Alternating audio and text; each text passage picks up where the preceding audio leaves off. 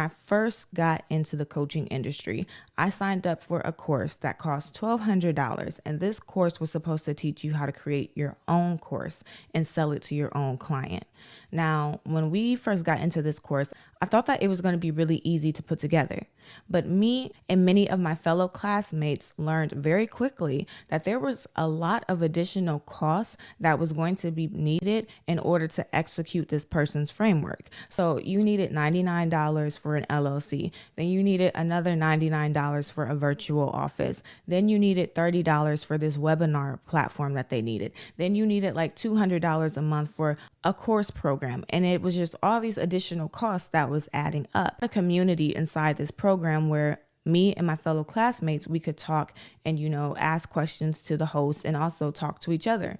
And one thing that I noticed in this community is a lot of people were venting their frustrations. They were talking about how they maxed out a credit card in order to invest in this course. They were talking about how they took their rent money and, they spent it on this course instead of paying their rent.